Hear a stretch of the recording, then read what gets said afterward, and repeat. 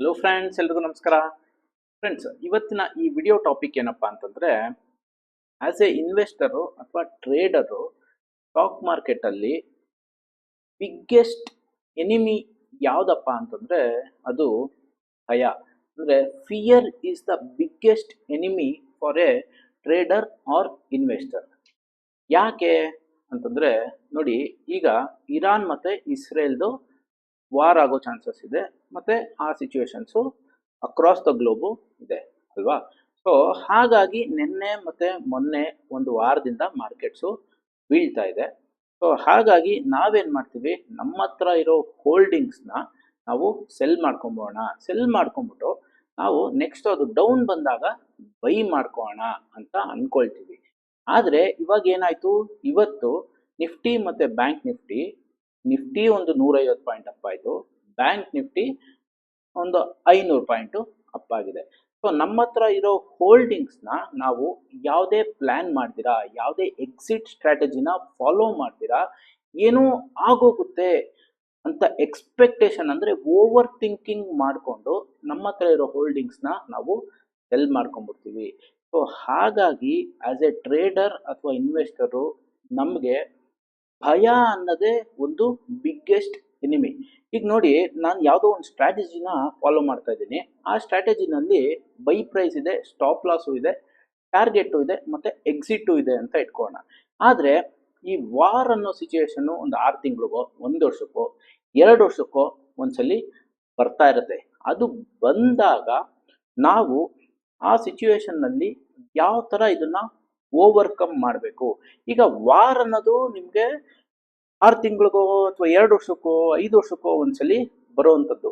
ಆದರೆ ನಮ್ಮ ಒಳಗಡೆ ಇರುವಂಥ ಭಯ ಆಸ್ ಎ ಟ್ರೇಡರ್ ಮತ್ತು ಇನ್ವೆಸ್ಟರು, ಪ್ರತಿದಿನ ನಾವು ಯಾವುದೇ ಒಂದು ಸ್ಟಾಕ್ನ ಬೈ ಮಾಡಲಿ, ನಾವು ಓವರ್ ಥಿಂಕ್ ಮಾಡ್ತೀವಿ. ಏನು, ಈ ಸ್ಟಾಕು ಇಷ್ಟು ಬಿದ್ದೋದ್ರೆ ನಾನೇನು ಮಾಡಲಿ, ಈ ಸ್ಟಾಕು ಅಷ್ಟು ಬಿದ್ದೋದ್ರೆ ನಾನೇನು ಮಾಡಲಿ. ಈಗ ರಿಲಯನ್ಸ್ ಬೈ ಮಾಡಿದ್ದಾದಮೇಲೆ ಅಕಸ್ಮಾತ್ ಏನಾದರೂ ಮುಖೇಶ್ ಅಂಬಾನಿಗೆ ಏನಾದರೂ ಆಗ್ಬಿಟ್ರೆ ಏನು ಮಾಡೋದು? ಇದೇ ಥರ ನೀವು ಓವರ್ ಥಿಂಕಿಂಗ್ ಮಾಡ್ಕೊಂಡು ಭಯ ಅನ್ನೋದನ್ನ ನಮ್ಮಷ್ಟಕ್ಕೆ ನಾವೇ ಹುಟ್ಟಾಕೊಳ್ತೀವಿ. ಸೊ ಈ ಓವರ್ ಥಿಂಕಿಂಗ್ನ ನಾವು ಕಂಟ್ರೋಲ್ ಮಾಡಬೇಕು ಅಥವಾ ಓವರ್ಕಮ್ ಮಾಡಬೇಕು, ಅದನ್ನು ನಿಭಾಯಿಸಬೇಕು ಅಂತಂದರೆ ನಾವು ಯಾವುದನ್ನ ಫಾಲೋ ಮಾಡಬೇಕು ಅಂತಂದರೆ, ನೋಡಿ, ನನ್ನ ಸ್ಕ್ರೀನ್ ರೆಕಾರ್ಡಿಂಗಲ್ಲಿ ನಾನು ನಿಮಗೆ ತೋರಿಸ್ತೀನಿ ಯಾವ ಥರ ಆಸ್ ಎ ಇನ್ವೆಸ್ಟರ್ ಅಥವಾ ಟ್ರೇಡರು ನಾವು ಓವರ್ ಥಿಂಕಿಂಗ್ ಅಂದರೆ ಈ ಭಯನ ಹೋಗಲಾಡಿಸ್ಕೊಬೋದು ಅಂತ ನನ್ನ ಈ ಸ್ಕ್ರೀನ್ ರೆಕಾರ್ಡಿಂಗಲ್ಲಿ ತೋರಿಸ್ತೀನಿ.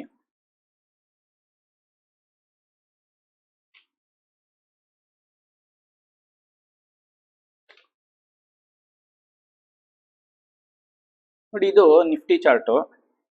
ಈಗ ಡೇ ಚಾರ್ಟ್ ಇದು ನಿಫ್ಟಿದು. 4-5 ದಿವಸದಿಂದ ಮಾರ್ಕೆಟ್ ಬೀಳ್ತಾ ಇರೋದಕ್ಕೆ ರೀಸನ್ ಏನು?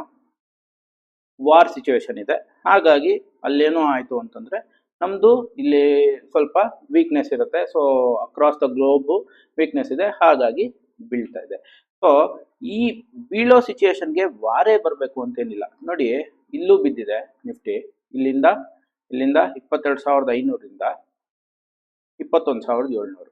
ಸೊ ಇಲ್ಲಿಂದ ಮತ್ತೆ 21,700ರಿಂದ 22,700ಕ್ಕೆ 1000 ಪಾಯಿಂಟು ಮೇಲಕ್ಕೆ ಹೋಯ್ತು. ಮತ್ತೆ ಇಲ್ಲೊಂದು ಏನೋ ನ್ಯೂಸ್ ಬಂತು, ಇಲ್ಲಿಂದ ಬಿದ್ದಿದೆ. ಸೊ ಈ ವಾರ್ ಅನ್ನೋದು ಅಥವಾ ಮಾರ್ಕೆಟಲ್ಲಿ ಮೇಲೆ ಹೋಗೋದು ಕೆಳಗಡೆ ಬರೋದು ಇದೆಲ್ಲ ಕ್ವೈಟ್ ಕಾಮನ್. ಇದು ಇದ್ದೇ ಇರುತ್ತೆ. ಪ್ರೈಸ್ ಅಪ್ಪು ಮತ್ತು ಡೌನ್ ಆಗೋದಕ್ಕೆ ಇದೆಲ್ಲ ಇರಲೇಬೇಕು. ಇದೆಲ್ಲ ಇತ್ತು ಅಂತಂದರೆ ಮಾತ್ರ ಪ್ರೈಸಸ್ಸು ಅಪ್ ಮತ್ತು ಡೌನ್ ಆಗುತ್ತೆ. ಸೊ ಹಾಗಾಗಿ ಮಾರ್ಕೆಟು ನಡೆಯೋದು ಸೆಂಟಿಮೆಂಟ್ ಮೇಲೆ. ಸೊ ಹಾಗಾಗಿ ನಾವು ಇದನ್ನು ಓವರ್ಕಮ್ ಮಾಡಬೇಕು. ಅಂದರೆ ಇದನ್ನು ಅದು ಅಪ್ ಆದರೂ ಆಗಲಿ ಡೌನ್ ಆದರೂ ಆಗಲಿ, ಆದರೆ ನನ್ನ ಪ್ಲ್ಯಾನು ಸ್ಟ್ರಾಂಗ್ ಇದ್ದರೆ ಮಾತ್ರ ನಾನು ಮಾರ್ಕೆಟಲ್ಲಿ ಸ್ಟ್ರಾಂಗಾಗಿ ನನ್ನ ಪ್ಲ್ಯಾನ್ನ ಎಕ್ಸಿಕ್ಯೂಟ್ ಮಾಡೋದಕ್ಕೆ ಸಾಧ್ಯ. ಅದಕ್ಕೆ ನಾವೇನು ಮಾಡಬೇಕು ಅಂತಂದರೆ, ನೋಡಿ, ಫಾರ್ ಎಕ್ಸಾಂಪಲ್ಲು ಒಂದು ಸ್ಟಾಕ್ನ ತೋರಿಸ್ತೀನಿ ನಿಮಗೆ.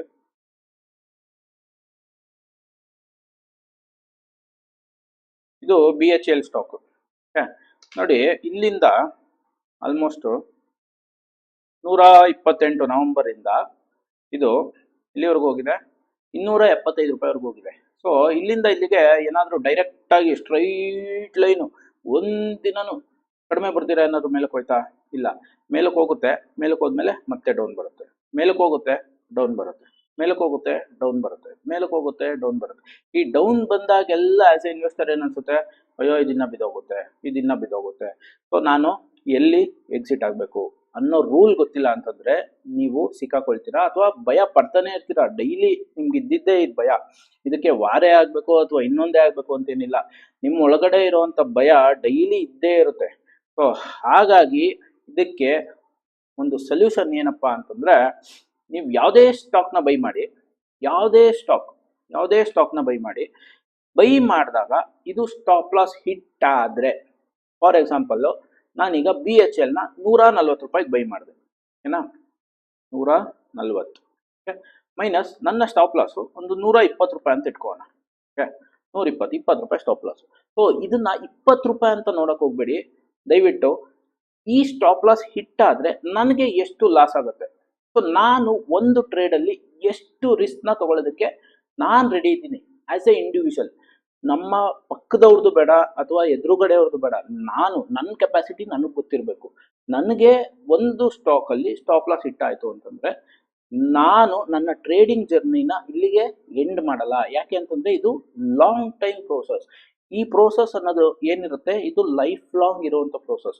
ಸೊ ಹಾಗಾಗಿ ನಾನು ಇಂಡಿವಿಜುವಲ್ ಸ್ಟಾಕ್ಗೆ 5,000ನ 10,000ನ 50,000ನ ಇಲ್ಲ 1,00,000ನ ಅವ್ರವ್ರ ಕೆಪಾಸಿಟಿ, ಇಲ್ಲ ನನಗೆ 1,000 ರೂಪಾಯಿ ಮಾತ್ರ ರಿಸ್ಕ್ ತೊಗೊಳಕ್ಕೆ ರೆಡಿ ಇದ್ದೀನಿ ಒಂದು ಸ್ಟಾಕಲ್ಲಿ ಅಂತಂದಾಗ ನೀವು ಏನು ಮಾಡಬೇಕು, 5,000 ಅಂತಂದರೆ 5,000 ಡಿವೈಡ್ ಬೈ 20 ರೂಪಾಯಿ, 250 ಶೇರ್ ಬರುತ್ತೆ. 250 ಕ್ವಾಂಟಿಟಿ ಮಾತ್ರ ಬೈ ಮಾಡಬೇಕು. ಈ ಥರ ಮಾಡಿದಾಗ ಏನಾಗುತ್ತೆ, ನೀವು ಬೈ ಮಾಡೋ ಟೈಮಲ್ಲೇ ಗೊತ್ತಿರುತ್ತೆ ಅಕಸ್ಮಾತ್ ಬಂದು ಸ್ಟಾಪ್ ಲಾಸ್ ಹಿಟ್ ಆಯಿತು ಅಂತಂದರೆ ನನಗೆ 5,000 ರೂಪಾಯಿ ಮಾತ್ರ ಲಾಸ್ ಆಗಿರುತ್ತೆ. ಸೊ ಈ ಲಾಸ್ ಅಮೌಂಟ್ಗೆ ನೀವು ಎಂಟ್ರಿ ಆಗಬೇಕಾದ್ರೇ ರೆಡಿ ಇರ್ತೀರಾ. ಸೊ ಇದು ಅರ್ಧ ಜರ್ನಿನಲ್ಲಿ ಅಂದರೆ 140 ರೂಪಾಯಿಗೆ ನಾವು ಎಂಟ್ರಿ ಆದಮೇಲೆ 130 ರೂಪಾಯಿಗೆ ಬಂದ ಮೇಲೆ ಯೋಚನೆ ಮಾಡೋದಲ್ಲ.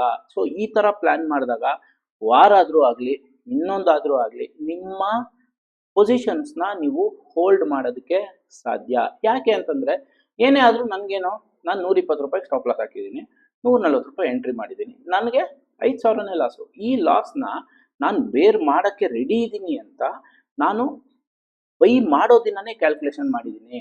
ಸೊ ಇದು ವರ್ಸ್ಟ್ ಕೇಸಸ್ಸು ನನಗೆ ಎಷ್ಟು ಲಾಸ್ ಆಗ್ಬೋದು ಅಂತ ನಾನು ಅವತ್ತೇ ಕ್ಯಾಲ್ಕುಲೇಷನ್ ಮಾಡಿದ್ದೀನಿ.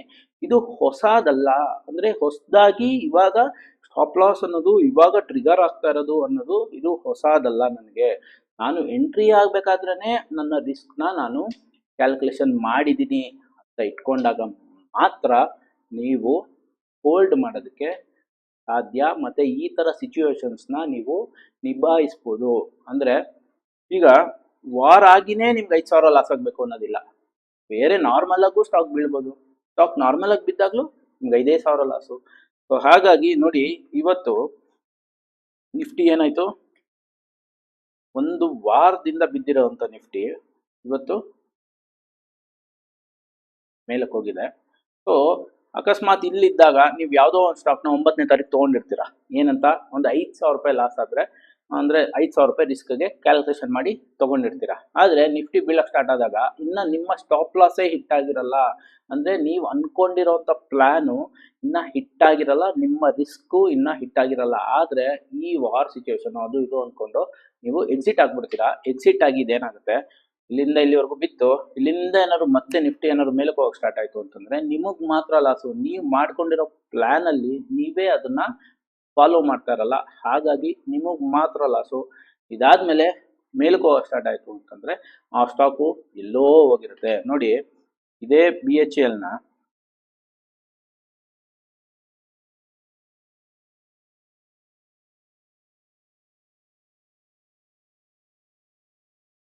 ಇಲ್ಲಿ ಅಕಸ್ಮಾತ್ ಈ ಪ್ರೈಸಲ್ಲಿ 138 ತೊಗೊಂಡು ಯಾವುದಾದ್ರು ಒಂದು ಸ್ಟಾಪ್ ಲಾಸ್ ಅಂತ ಇಟ್ಕೊಂಡಾಗ ಇಲ್ಲಿ ಡೌನ್ ಬಂತು. ಇಲ್ಲಿ ಡೌನ್ ಬಂದಾಗ ನೀವು ಯಾವುದೋ ಒಂದು ರೀಸನ್ಗೆ ಅದು ಡೌನ್ ಬಂದಿರುತ್ತೆ. ಇಲ್ಲಿಂದ ಮತ್ತೆ ಮೇಲಕ್ಕೆ ಹೋಗುತ್ತೆ, ಮತ್ತೆ ಇಲ್ಲಿ ಡೌನ್ ಬರುತ್ತೆ, ಮತ್ತೆ ಮೇಲಕ್ಕೆ ಹೋಗುತ್ತೆ, ಮತ್ತೆ ಡೌನ್ ಬರುತ್ತೆ. ಸೊ ಇದೆಲ್ಲ ಕ್ವೈಟ್ ಕಾಮನ್, ಇದು ನಾರ್ಮಲ್ ಆಗಿ ಸ್ಟಾಕ್ ಮಾರ್ಕೆಟಲ್ಲಿ ಇರೋವಂಥದ್ದೇ. ಸೊ ಮೇಲ್ಗಡೆ ಹೋಗ್ಬೇಕಾದ್ರೆ ನಾನು ಎಲ್ಲಿ ಎಕ್ಸಿಟ್ ಆಗಬೇಕು ಅನ್ನೋ ಒಂದು ರೂಲು, ಮತ್ತು ನೀವು ಎಂಟ್ರಿ ಆಗಿದ ತಕ್ಷಣ ಇದೇನಾದರೂ ಬಂದು ಸ್ಟಾಪ್ ಲಾಸ್ ಹಿಟ್ ಆಯಿತು ಅಂತಂದರೆ ನಾನು ಎಷ್ಟು ಲಾಸ್ಗೆ ರೆಡಿ ಇದ್ದೀನಿ, ಎಷ್ಟು ರಿಸ್ಕ್ ತೊಗೊಂಡ್ರೆ ನನ್ನ ಏನು ಹೇಳ್ತೀವಿ ಇನ್ವೆಸ್ಟ್ಮೆಂಟ್ ಕೆರಿಯರು ಅಥವಾ trading in stock market career effect ಆಗಲ್ಲ ಅಂತ ನೀವು ಫಸ್ಟೇ ಪ್ಲ್ಯಾನ್ ಮಾಡಿದ್ರೆ ಮಾತ್ರ ನೀವು ಸ್ಟಾಕ್ ಮಾರ್ಕೆಟಲ್ಲಿ ಸಸ್ಟೈನ್ ಆಗೋದಕ್ಕೆ ಸಾಧ್ಯ. ಇಲ್ಲ ಅಂತಂದರೆ ಭಯ ಅನ್ನೋದು ಏನಿದೆ ಅದು ನಮ್ಮನ್ನು ತಿಂತಾ ಬರುತ್ತೆ, ದಿನ ದಿನ ದಿನ ದಿನ ನಮಗೆ ತಿಂತಾ ಬರುತ್ತೆ. ಈಗ ನೋಡಿ, ರೀಸೆಂಟಾಗಿ ನಾವು ವೋಲ್ಟಾಸ್ ಶಾರ್ಟ್ ಟರ್ಮ್ ಪಿಕ್ನ ಮಾಡಿದ್ವಿ. ಓಕೆ, ಇಲ್ಲಿಂದ ಈ ವೋಲ್ಟಾಸು ಇಲ್ಲಿ ಬೈ ಮಾಡಿದ್ವಿ, ಇಲ್ಲಿಂದ 4-5 ಡೇಸ್ಗೆ ಮೇಲಕ್ಕೆ ಹೋಯ್ತು. ಸೊ ಈ ಟೈಮಲ್ಲಿ ನಾವು ಎಷ್ಟು ರಿಸ್ಕ್ ತೊಗೊಂಡಿದ್ವೋ ಅಷ್ಟು ಪ್ರಾಫಿಟ್ಸು ಆಯಿತು. ಅದೇ next Shriram finance. Okay, Shriram ಫೈನಾನ್ಸ್ನ ಶಾರ್ಟ್ ಟರ್ಮ್ ಪಿಕ್ ಅಂತ ಇಲ್ಲಿ ಬೈ ಮಾಡಿದ್ದೀವಿ, ಅರೌಂಡ್ 2370. ಸ್ಟಾಪ್ ಲಾಸು ನಮಗೆ 2240, 2230 ಅಥವಾ 40 ಈ ರೇಂಜಲ್ಲಿದೆ. ಇನ್ನು ನಾವು ಬೈ ಮಾಡಿದಾದ್ಮೇಲೆ 1, 2, 3, 4, 5-6 ದಿನ ಬಿದ್ದಿದೆ. 5-6 ದಿನ ಬಿದ್ದಾಗ ನಾವು ಮತ್ತು ನಮ್ಮ ಸ್ಟೂಡೆಂಟ್ಸು ಯಾಕೆ ಹೆದರ್ಕೊಳ್ಳಲ್ಲ ಅಂತಂದರೆ, ಆಲ್ರೆಡಿ ಅವ್ರು ಬೈ ಮಾಡೋ ದಿನವೇ ಸ್ಟಾಪ್ ಲಾಸ್ ಹಿಟ್ಟಾದರೆ ನನಗೆ ಎಷ್ಟು ಲಾಸ್ ಆಗುತ್ತೆ ಅಂತ ಆಲ್ರೆಡಿ ಕ್ಯಾಲ್ಕುಲೇಷನ್ನ ಮಾಡಿರ್ತಾರೆ. ಅಷ್ಟೇ ಅಮೌಂಟ್ಗೆ ಎಷ್ಟು ಶೇರ್ಸ್ ಬರುತ್ತೋ ಅಷ್ಟನ್ನ ತೊಗೊಂಡಿರ್ತಾರೆ. ಹಾಗಾಗಿ ಅವ್ರಿಗೆ ಭಯ ಇರಲ್ಲ. ಅದೇ ನಾರ್ಮಲಾಗಿ ತೊಗೊಂಡಿರೋರು ಅಂದರೆ ವೋಲ್ಟಾಸ್ ಹೆಂಗಿದ್ರು ಬಂತು, ಸೊ ಇದನ್ನು ಒಂದು ಚಾನ್ಸ್ ತೊಗೊಂಡು ಜಾಸ್ತಿ ಬೈ ಮಾಡೋಣ, ಒಂದು 500 ಶೇರ್ ಬೈ ಮಾಡೋಣ, ಇಲ್ಲ 1000 ಶೇರ್ ಬೈ ಮಾಡೋಣ ಅನ್ನೋರು ಈ ಸ್ಟಾಪ್ ಲಾಸ್ನ ಕ್ಯಾಲ್ಕುಲೇಟ್ ಅವತ್ತು ಮಾಡಿರೋಲ್ಲ.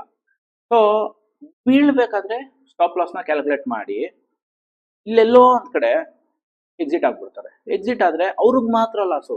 ಯಾಕೆ ಅಂತಂದರೆ ಅವರು ಅವರ ರಿಸ್ಕ್ ಏನಿದೆ ಅದಕ್ಕಿಂತ ಜಾಸ್ತಿ ತೊಗೊಂಡ್ಬಿಟ್ಟಿರ್ತಾರೆ. ಅಂದರೆ ಅವ್ರಿಗೆ ರಿಸ್ಕ್ ಟೇಕಿಂಗ್ ಕೆಪಾಸಿಟಿ ಏನಿರುತ್ತೆ ಅದಕ್ಕಿಂತ ಜಾಸ್ತಿ ತೊಗೊಂಡಾಗ ಅದು ಬೀಳ್ಬೇಕಾದ್ರೆ ಪ್ಯಾನಿಕ್ ಆಗಿ ಮಿಡ್ಲಲ್ಲಿ ಎಕ್ಸಿಟ್ ಆಗಿಬಿಡ್ತಾರೆ. ಸೊ ಅದಾದಮೇಲೆ ನೋಡಿ, ಇಲ್ಲಿಂದನೂ ಇದು ಬಿದ್ದಿದೆ, ಇಲ್ಲಿಂದ ಇಲ್ಲಿ ಬಿತ್ತು, ಇಲ್ಲಿ ಬಿತ್ತು, ಮತ್ತೆ ಇಲ್ಲಿಂದ ಮತ್ತೆ ಮೇಲಕ್ಕೆ ಹೋಯ್ತು.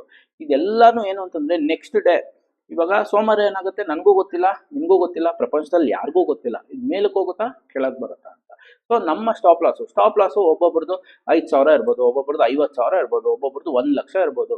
ಸೊ ಅವ್ರವ್ರ ಸ್ಟಾಪ್ ಲಾಸು ಹಿಟ್ಟಾದರೆ ನಾನು ಇಷ್ಟಕ್ಕೆ ರೆಡಿ ಅಂತ ನೀವು ಫಸ್ಟು ಮಾಡ್ಕೊಂಡಾಗ ಮಾತ್ರ ಸ್ಟಾಕ್ ಮಾರ್ಕೆಟಲ್ಲಿ ನಾವು ಲಾಂಗ್ ಜರ್ನಿನಲ್ಲಿ ಇರ್ಬೋದು. ಮತ್ತು ಒಂದು ಟ್ರೇಡಲ್ಲಿ 50,000 ಸ್ಟಾಪ್ ಲಾಸ್ ತೊಗೊಳ್ಳೋದು, ಇನ್ನೊಂದು ಟ್ರೇಡಲ್ಲಿ 5,000 ತೊಗೊಳ್ಳೋದು, ಈ ಥರ ಮಾಡೋಂಗಿಲ್ಲ.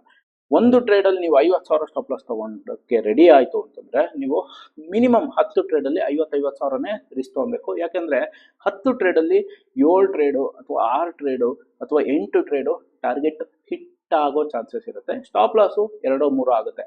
ಆದರೆ ಯಾವುದು 2-3 ಸ್ಟಾಪ್ ಲಾಸ್ ಆಗುತ್ತೆ ಅಥವಾ ಯಾವುದು 2-3 ಟಾರ್ಗೆಟ್ ಆಗುತ್ತೆ ಅಂತ ಯಾರಿಗೂ ಗೊತ್ತಿರಲ್ಲ ಎಂಟ್ರಿ ಆಗೋ ಟೈಮಲ್ಲಿ. ಸೊ ಹಾಗಾಗಿ ಪ್ರತಿ ಒಂದು ಟ್ರೇಡ್ಗೂ ಐಡೆಂಟಿಕಲ್ ಸ್ಟಾಪ್ ಲಾಸ್ ಇಟ್ಟಾಗ ಮಾತ್ರ ನೀವು ಹೆದರ್ಕೊಳ್ದೆ ನಿಮ್ಮ ಫಿಯರ್ ಅಂತ ಏನಿದೆ ಅದನ್ನು ನೀವು ದೂರ ಮಾಡ್ಬೋದು. ಇಲ್ಲ ಅಂತಂದರೆ ಪ್ರತಿದಿನ ಮಾರ್ಕೆಟ್ ಓಪನ್ ಆಗಿದ ತಕ್ಷಣ ಭಯ ಸ್ಟಾರ್ಟ್ ಆಗುತ್ತೆ. ಯಾಕೆ ಅಂತಂದರೆ ನಿಮ್ಮ ಕೈ ಮೀರಿ ನೀವು ಕ್ವಾಂಟಿಟೀಸ್ನ ತೊಗೊಬಿಟ್ಟಿರ್ತೀರ. ಹಾಗಾಗಿ ಎಂಟ್ರಿ ಟೈಮಲ್ಲೇ ನೀವು ನಿಮ್ಮ ರಿಸ್ಕ್ನ ಕ್ಯಾಲ್ಕುಲೇಟ್ ಮಾಡಿಕೊಂಡ್ರೆ ಮಾತ್ರ ನೀವು ಆರಾಮಾಗಿ ವಾರ ಆದರೂ ಬರಲಿ, ಇನ್ನೊಂದಾದರೂ ಆಗಲಿ, ಏನಾದರೂ ಆಗಲಿ, ನನಗೆ ಇದು ಸ್ಟಾಪ್ ಲಾಸ್ ಇಟ್ಟಾದರೆ ಇಷ್ಟು ಲಾಸ್ ಆಗುತ್ತೆ. ಇದು ನನಗೆ ಇವತ್ತು ಗೊತ್ತಾಗ್ತಾ ಇರೋದಲ್ಲ, ನಾನು ಯಾವತ್ತು ಎಂಟ್ರಿ ಆಗ್ತಿದ್ದೆ ಅವತ್ತೇ ನಾನು ಅದನ್ನು ಕ್ಯಾಲ್ಕುಲೇಟ್ ಮಾಡಿದ್ದೀನಿ. ಸೊ ಇದು ಕ್ವೈಟ್ ಕಾಮನ್, ಅಂದರೆ ಇದು ಪ್ರೋಸೆಸ್ಸು, ಇದು ದಿನನಿತ್ಯ ನಡೆಯುವಂಥದ್ದು.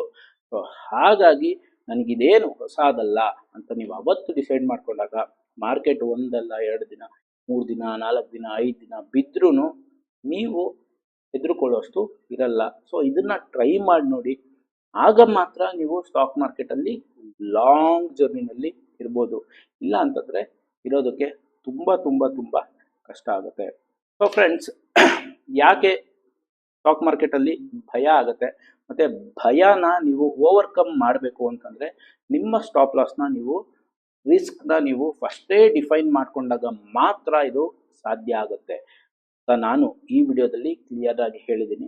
ಈ ವಿಡಿಯೋ ನಿಮಗೆಲ್ಲ ಹೌದು ಕರೆಕ್ಟ್ ಅಂತ ಅನಿಸಿದ್ರೆ ನಿಮ್ಮ ಫ್ಯಾಮಿಲಿ ಮತ್ತು ಫ್ರೆಂಡ್ಸ್ ಗ್ರೂಪಲ್ಲಿ ಶೇರ್ ಮಾಡಿ, ನನ್ನ ಈ ಚಾನಲ್ಗೆ ಸಬ್ಸ್ಕ್ರೈಬ್ ಆಗಿ, ಲೈಕ್ ಮಾಡಿ ಮತ್ತು ಶೇರ್ ಮಾಡಿ ಅಂತ ಹೇಳ್ತಾ ನನ್ನ ಈ ವಿಡಿಯೋನ ಮುಗಿಸ್ತಾ ಇದ್ದೀನಿ. Thank you friends.